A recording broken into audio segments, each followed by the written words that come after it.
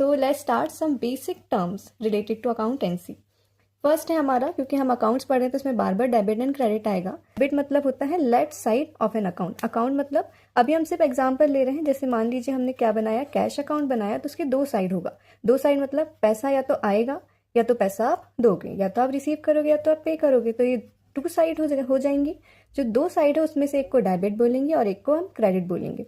जो debit side है तो अकाउंट का जो हमारा लेफ्ट साइड होगा तो उसको हम क्या बोलेंगे, डेबिट, और जो हमारा अकाउंट का राइट साइड होगा उसको हम क्या बोलेंगे, क्रेडिट बोलेंगे। एसेट क्या होता है, वैल्यूएबल थिंग्स यू ओन, जिसमें आपका हक हो। इजली वे में अगर आपको याद रखना, सबसे अच्छा याद रखिए, जिसमें आपका हक हो। जो भी चीज आपका है वो आपके लिए क्या हो जाएगा, एसेट। क्योंकि आप बिजनेस कर रहे हैं तो बिजनेस में जो भी चीज आपकी होगी वो आपके लिए क्या है, एसेट। जैसे बिजनेस में आपके पास फर्नीचर है तो वो आपके लिए एसेट होगा। बिजनेस में चेयर है तो वो आपके लिए एसेट होगा। बिजनेस अगर आपने ओपन किया है और उसमें आपके पास एक कंप्यूटर है तो वो आपके लिए क्या होगा, एसेट होगा।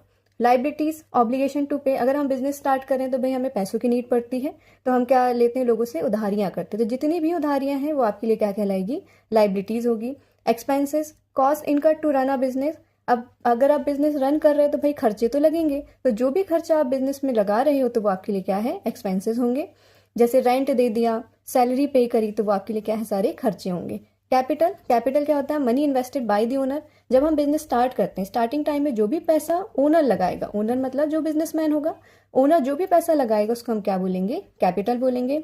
Income, money earn by the business, जो भी आपका बिजनेस है उससे जो भी आप पैसा कमा रहे हो वो आपके लिए क्या होगा, इनकम होगा। जैसे मान लीजिए आपका बिजनेस है क्लोथ्स का, तो क्लोथ्स बेच के जो भी पैसा आप कमा रहे हो तो वो आपके लिए क्या होगी, आपकी कमाई। कमाई मतलब इनकम। प्रॉफिट, अगर आपने कमाया ज्यादा और आपके खर्चे कम हुए तो इसका जो भी डिफरेंस होगा वो आपके लिए क्या होगा, प्रॉफिट होगा। लेकिन आपको ये याद रखना है, अगर प्रॉफिट तभी कहलाएगा जब ये कौन सा बिजनेस हो, आपका रेगुलर बिजनेस है। जैसे रेगुलर बिजनेस आपका क्लोथिंग का है तो क्लोथ्स को बेचने के बाद अगर आपको कुछ भी बेनिफिट हो रहा है तो आपके लिए क्या होगा, प्रॉफिट होगा।